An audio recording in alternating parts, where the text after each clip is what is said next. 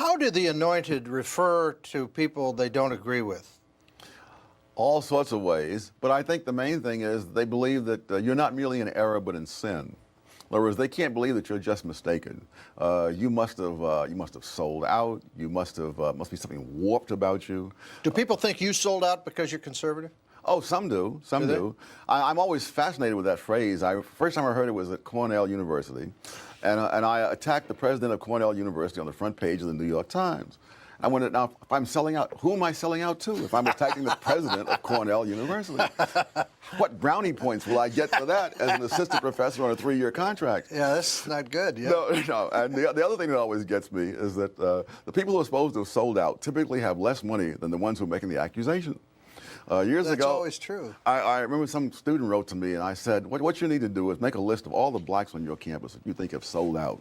And then make a list of those you think you have stood up for the right thing, you see. And then alongside each name, put down the name and model of car that they drive.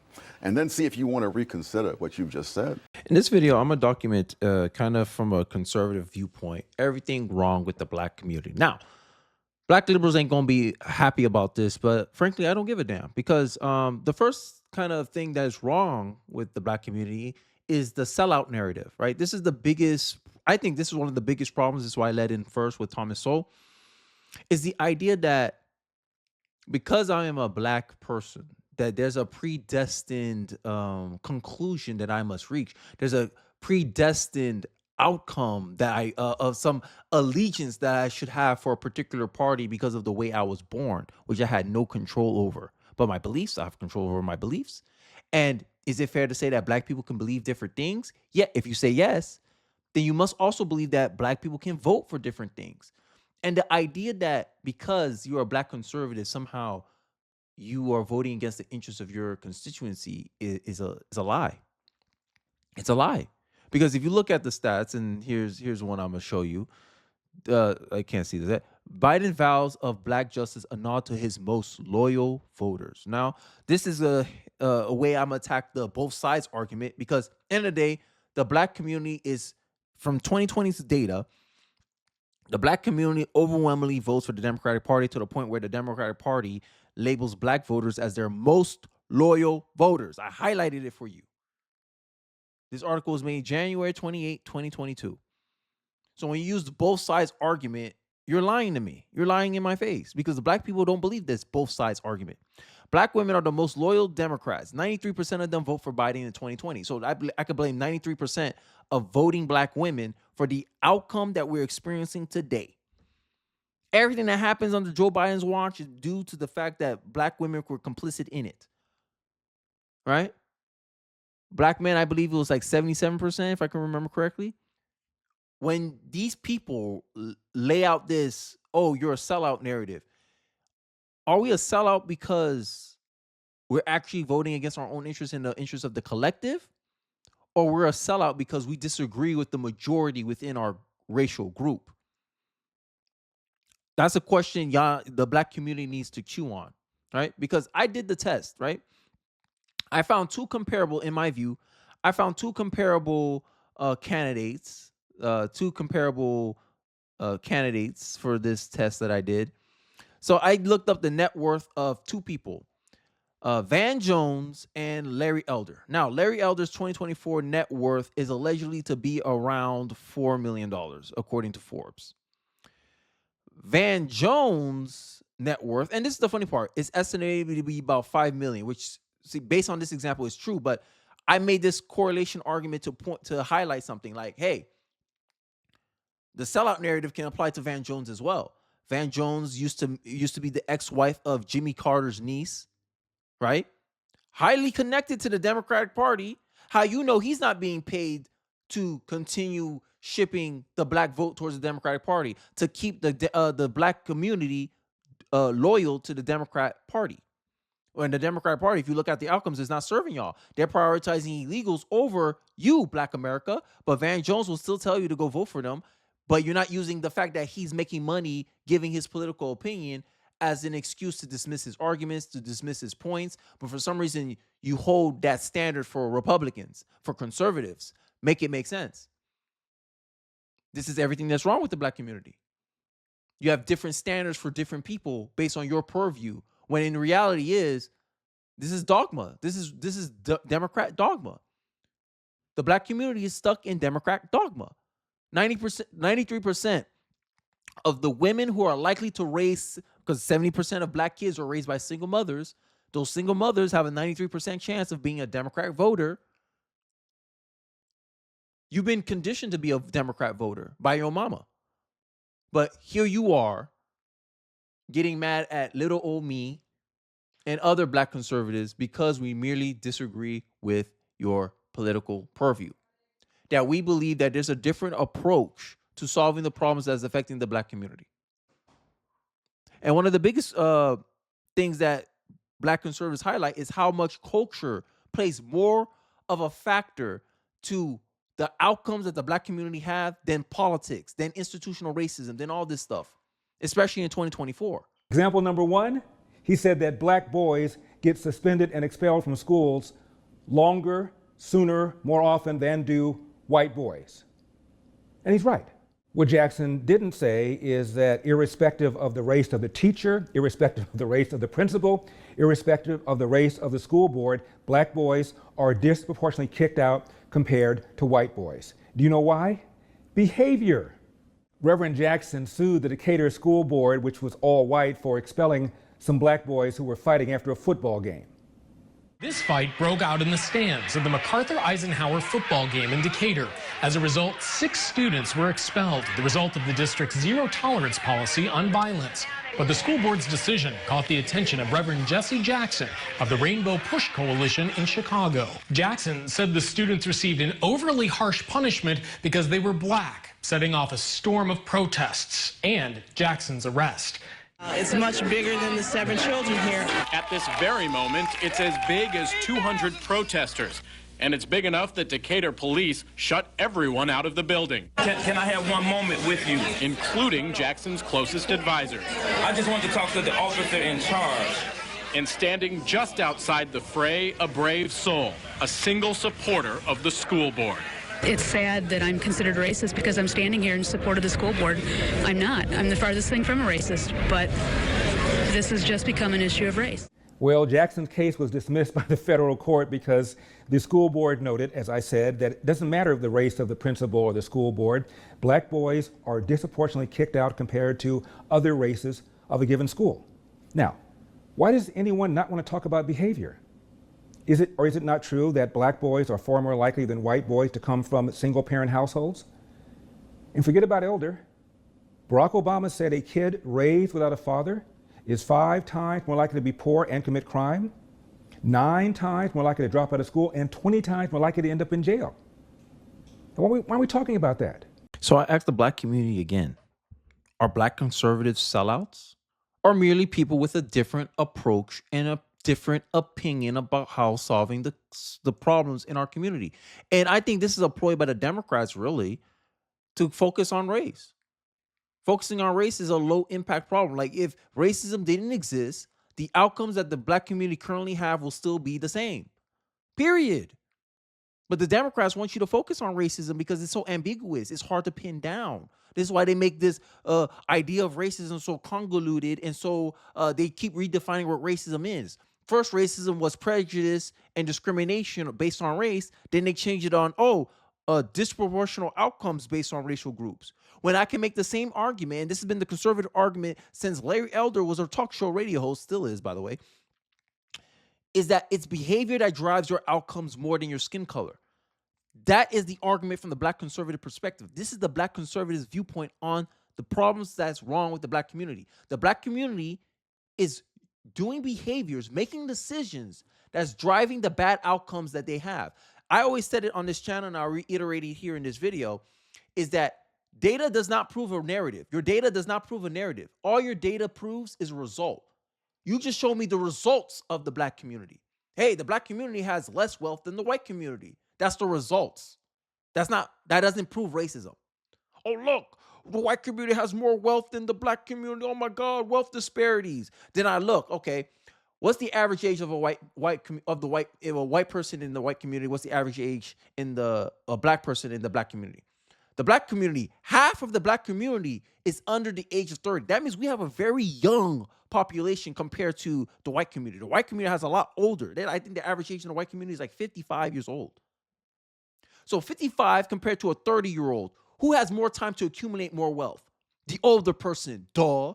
Who on average will have who will have a higher income between a young American and an older American? Older American. So if my population is older than your population, right? And my income is usually tied with age, your 50s is where you make the most money. Wouldn't that explain the wealth gap without using race? But this is the problem in the black community. The black community doesn't want to see, and this is the culture that's being portrayed by your 93% loyal Democratic constituency within the black community. This is everything wrong with the black community, is the Democratic dogma that is infested in our culture to the point where you can't take contrarian or alternative viewpoints. You want to brag about how the black community is not a monolith, but whenever someone breaks from the monolith, they get labeled names. You try to discredit them. You call them fools, a la Roland Martin, because they don't agree with the Democratic platform for whatever reason, progressive or conservative. And then they have the gall to say, you ain't black if you don't vote Democrat. Everything that's wrong with the black community, I can tie it to being aligned with the Democratic Party, because the Democratic Party has no policies that will really address the problems in our community. Actually, no politician can really fix the problems in the black community. If the black community is going to change, it's due to the change in the behaviors and the incentives and the values that we portray in the black community. That's what's going to change the black community. I already made this argument. Culture, politics is a downstream of culture. If you have a bad culture, you will have bad politics, period. And you see it as a whole in America. All these negative outcomes tied to single-parent households, and you still think it's racist? Racism is your biggest issue? The biggest problem, one of the biggest problems in the black community is the fact that it seems like the black community doesn't want to look at itself and see how their own actions, their own behaviors, their own decision-makings is contributing to the bad outcomes that they're experiencing in their community, in their culture. They want to blame everything but themselves. And they want to act like they didn't play a part into it. Oh, it's the system. But you've been voting for the same party for 60 years that's been part of the system too. The Democrats are part of the government system too. But for some reason, you never hold the Democrats accountable for nothing. But you want me, a young 28-year-old young father, to continue supporting the garbage in the Democratic community, the Democratic Party. Keep going along with the nonsense in the black community. Make it make sense. And then you wonder why young men are leaving the Democratic Party. Doing the same thing over and over and over again and expecting a different result is insanity, black community. This is what happens. This is what emotionalism gets you. This is why the Democrats say, oh, look, he's a racist, and get you riled up emotionally to keep voting for them 93%.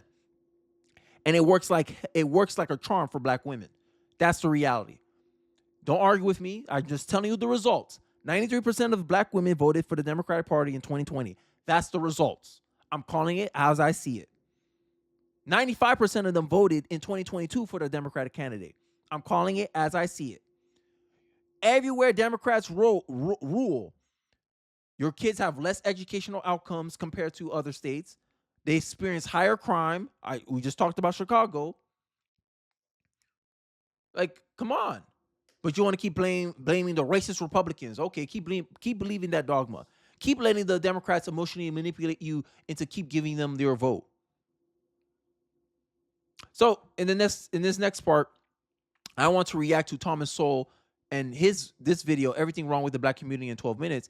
And I will use this as another a way of referencing data points that calls out a lot of the decisions that we just make as a community that gives us bad outcomes. And he outlined some examples here in this video. So let's take a look. Listen, Tom, as I read this book, for the most part, it's objective. It's objective throughout. It's calm. It's analytical. But when you take on this modern progressive position that racism accounts for anything, there are passages in which you're angry. I felt that there are passages in which there's emotion that is very close to this. So let me just read a little bit to you. Median black family income has been lower than median white family income for generations.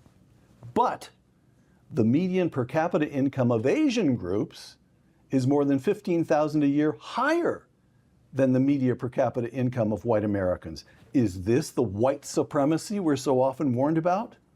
For more than a quarter of a century, in no year has the annual poverty rate of black married couple families been as high as 10%. And in no year has the poverty rate of Americans as a whole been as low as 10%. If black poverty is caused by systemic racism, do racists make an exception for blacks who are married? That's a question I have to ask the black community. Is it due to racism or due to the situations and environments and the reality of being a single parent that is causing the black community to be disproportionately poor per capita? You're 30% of the population, but you're 23% of welfare recipients. Make it make sense. You're overrepresented in welfare. Is it due to racism? Is it due to systematic racism, generational poverty, or generational choices? That's the real generational curse. The real generational curse is being passed down values and narratives from the previous generation that is handicapping, is literally mentally handicapping the black community. And I want to highlight this because this is a book from Thomas Sowell. Thomas Sowell is one of my favorite authors. I think this is one of Thomas Sowell's best books, Discriminations and Disparities. And in it, he has a section in the book about empirical evidence. And it seems like empirical evidence always destroys and debunks any of these racial narratives that these black Democrats who has an ideological monopoly in the black community always love to portray to the black community. And the black community just believes it. No second guessing. The same way they're questioning of Republicans when they put forth policy and they pretend that it don't work. They never do that to the Democratic Party. And that's why I'm calling out the black community. That's what's wrong with y'all. Y'all are more receptive to Democratic messaging than Republican messaging. You scrutinize Republicans every day of the week, but you don't put that same level of scrutiny to the Democratic Party. And then when I do give Democrats that same level of scrutiny, you make an excuse. Oh, it's both sides. You shouldn't be loyal to either party. That's a lie. Black community is only loyal to the Democratic Party. So what you should be saying, not saying you shouldn't be loyal to both parties. You should be saying black community should not be loyal to the Democratic Party because this applies majority to the black community. As a conservative, I can advocate for my position. That's what I do here on this channel. I advocate for my position. But I don't call you, oh, you ain't black if you don't vote Republican. How dumb do I sound if I said that? But we let black Democrats get away with this nonsense every day of the week.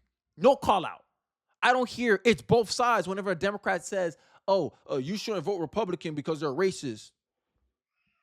Make it make sense.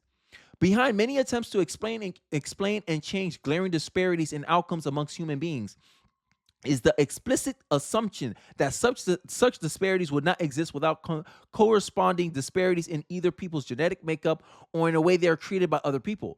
These disparities exist both among individuals and amongst aggregation of people organized into institutions of various sorts, ranging from parents to businesses to whole nations. Skewed distributions of outcomes are also common in nature. I have a brother, he's younger than me, he's 6'4", I'm 6'1". Oh my God, there's a height disparity because of racism. No, you ain't going to do that. And this is the argument that Thomas Sowell has highlighted time and time again.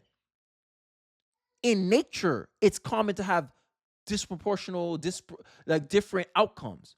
But for some reason, we expect that overall in society. In outcomes over which humans have no control, ranging from lightning to earthquakes and tornadoes.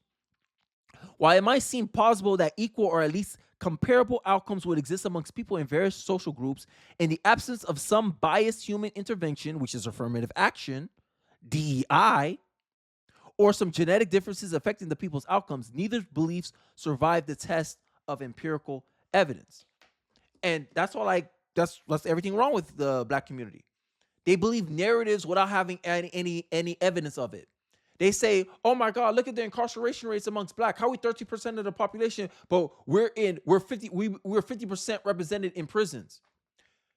How come you're 30% of the population, black man, and you commit 50% of the crimes? If you commit a crime, don't you go to jail? Yes. Boom. I just proved it. How is it not racism, and how is it not your behavior driving those outcomes? It seems like the Democratic narrative is to make your race an alibi, an excuse to resolve yourself of personal responsibility. And this is the problem in the Black community. The lack of embracing personal responsibilities for the choices that we make as a community and trying to put a culture or incentives to change those behaviors. I think that's what we should be focusing on as a Black man. I don't say that lightly. As an American, we should be focused on our actions and behaviors in our culture to drive the future generations to make better choices than the previous generations, not to make the same choices as the previous generation. Like, make it make sense. Why should the Black community vote 10 more years for the Democratic Party? Leave that in the comment section if you're a detractor of mine, if you don't agree with me, if you're mad about me making this video. Give me it. Give me it in the comment section. Give me a reason to vote for the Democrats for another 10 years.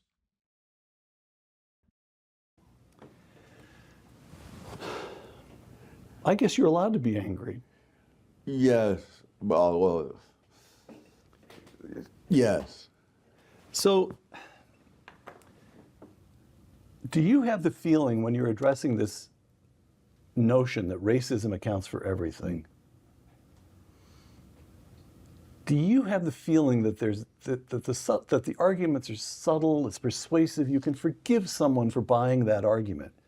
Or do you have the feeling that it's willful, that the case is so clearly mistaken that there's a willfulness about it? No, I don't. I think that people don't look for certain evidence, and therefore they don't find it. And so, on the basis of what they know at a given time, this may be very plausible. The problem is that what you really need are other people with different orientation who are skeptical and who will then look for things and find things that are very different from that. And that's the purpose Black conservatives serve for the Black community. The Black community needs more conservatives, not less, more. Because this is the dogma that the Black community is trapped in right now.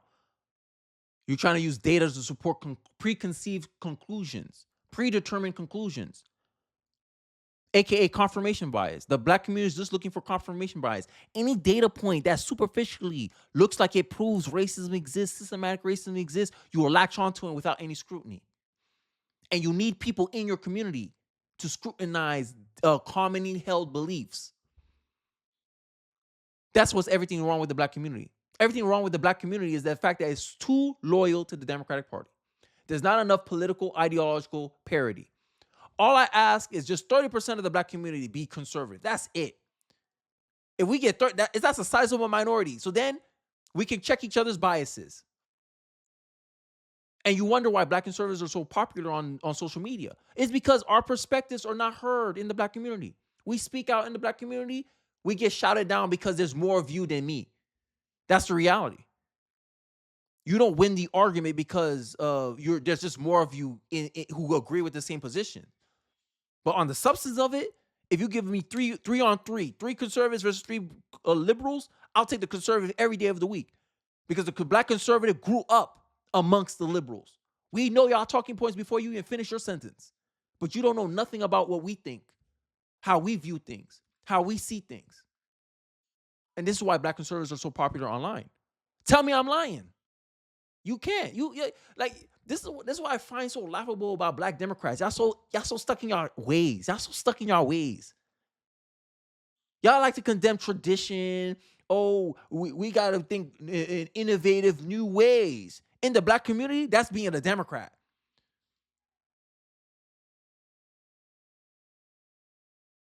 Literally, I'm counterculture. And I'm a registered independent. That's everything that's wrong with the Black community, folks, from a conservative perspective. Let me know your thoughts. Agree, disagree, in the middle. I'd like to hear your guys' substantive commentary. I want to hear what you guys thinking about your reaction to what I have stated in this video. Some of the clips that I use, I'll put the link in the description below if you want to check them out fully on your own. But I'll leave it off there. Don't forget to like, comment, subscribe. Appreciate you guys watching to the end of the video, and I'll catch you guys on the next one. Peace.